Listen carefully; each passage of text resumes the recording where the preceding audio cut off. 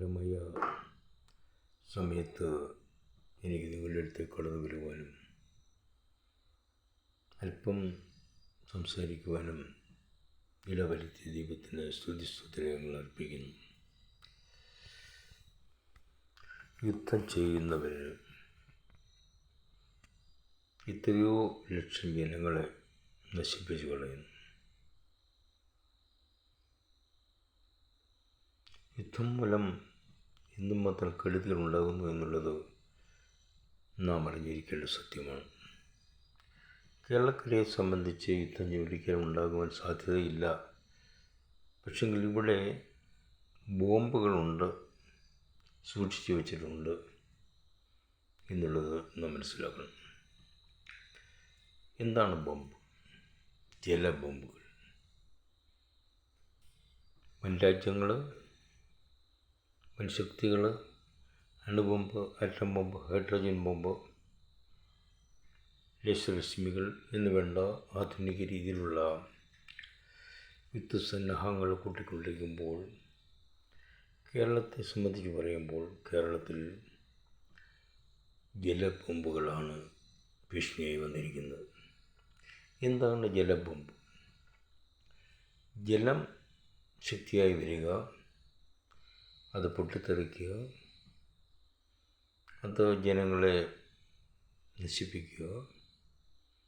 അങ്ങനെ ഒരു പറ്റം ആളുകൾ, കൂടാനുകൂടി ജനങ്ങൾ ഭൂമുഖത്ത് നിന്ന് അപ്രത്യക്ഷമാകുന്ന പ്രതിഭാസമാണ് ജലബോംബ് ഉണ്ടാക്കുന്നത്. കേരളക്കരയിൽ ഇന്ന് ധാരാളം ഡാമുകളുണ്ട്. ഏത് സമയത്തും പൊട്ടുവാൻ കൊതിച്ചിരിക്കുന്ന പല ഡാമുകളുണ്ട്. അപ്പോൾ നാം കേൾക്കാറുള്ള കാര്യമാണ് മുല്ലപ്പെരിയാർ പൊട്ടും പൊട്ടും പൊട്ടും പൊട്ടും എന്ന്.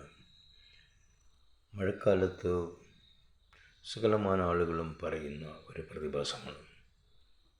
നമ്മുടെ രാഷ്ട്രീയ നേതാക്കന്മാർ, ഭരണസാന്നിധ്യം വഹിക്കുന്നവർ, സാമൂഹ്യ പരിഷ്കർത്താക്കൾ, വിദ്യാസമ്പന്നർ, മതപണ്ഡിതന്മാർ, മതശ്രേഷ്ഠന്മാർ എന്ന് വേണ്ട സകലമായ ആളുകളും സോഷ്യൽ മീഡിയയിൽ കൂടിയും പത്രമാധ്യമത്തിൽ കൂടിയും ടെലിവിഷനിൽ കൂടിയും മുല്ലപ്പെരിയാർ പൊട്ടാൻ പോകുന്നു, പൊട്ടും പൊട്ടും പൊട്ടും എന്ന് പറയുന്നു. ഞാൻ പറയുന്നത് പൊട്ടാൻ സാധ്യതയില്ല. പിന്നെയോ പൊട്ടുന്നത് എങ്ങനെയാണ്? കേരളത്തിൽ എത്രയോ ഡാമുകളുണ്ട്. ഈ ഡാമുകളിലെ ജലമെല്ലാം തടഞ്ഞു നിർത്തി ഭൂമിക്ക് തന്നെ ഒരു വലിയ വിള്ളൽ ഉണ്ടാക്കുവാൻ അമ്പൽ കൊള്ളുകയാണ്. ഒരു ചെറിയ ഭൂചലനം ഉണ്ടായാൽ മുല്ലപ്പെരിയാറില്ല, അതിനെക്കാട്ടി വലിയ ഡാമുകൾ പൊട്ടി തകർന്നിട്ടുണ്ട് എന്നുള്ളത് ഈ ലോകചരിത്രത്തിൽ നമുക്ക് കാണാൻ കഴിയുന്ന കാര്യമാണ്. എന്നാൽ ഇതൊന്നുമല്ല ഇവിടെ ഞാൻ പ്രസക്തമാക്കുന്നത്, ചർച്ചാ വിഷയമാക്കുന്നത്. ഡാം പൊട്ടിയാൽ എന്താണ് സംഭവിക്കുന്നത്? അതിനുള്ള പ്രതിവിധി എന്താണ്? ഡാം പൊട്ടാതിരിക്കട്ടെ, അതാണ് നമ്മുടെ പ്രാർത്ഥന. കാലഹരണപ്പെട്ട ഡാമുകൾ അത് പുതുക്കി പണിയേണ്ടത് ആവശ്യമാണ്. പുതുക്കി പണിഞ്ഞില്ല എങ്കിൽ ദുരന്തം തന്നെയാണ്. അതിനുള്ള വഴിവാതിലുകൾ ദൈവം തുറന്നു കൊടുക്കട്ടെ. എന്നാൽ ഇവിടുത്തെ ഈ ഡാമുകൾ ഒരു സുപ്രഭാതത്തിലൊരു എർത്തുകയ്ക്ക് അല്ലെങ്കിൽ ഭൂമികൾക്കുണ്ടായി ചെറിയൊരു ചലനം വന്ന് പൊട്ടുന്നു. വെള്ളം 500-1000 കിലോമീറ്റർ സ്പീഡിൽ ഒഴുകി താഴെ പ്രദേശത്തിലേക്ക് സംഹാരതാണ്ഡവം ആടി മുന്നോട്ട് വരികയാണ്.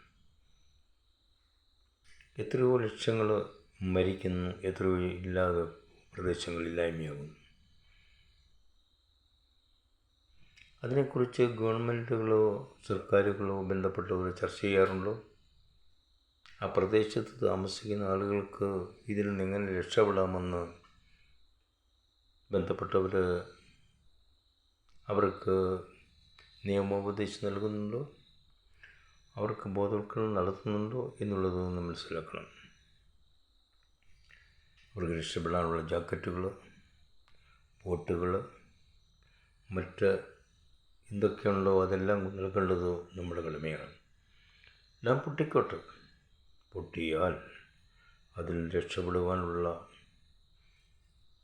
മനക്കരുത്ത്, ശാരീരികക്കരുത്ത്, ആത്മീയ കരുത്ത് ഇത് നൽകത്തക്കവണ്ണം ഉള്ള ബോധവൽക്കരണങ്ങൾ നടത്തുവാൻ അടിയന്തരമായി സർക്കാരുകളും നിയമജ്ഞരും ബന്ധപ്പെട്ടവരും പരിശ്രമിക്കണം എന്നാണ് എനിക്ക് പറയാനുള്ളത്.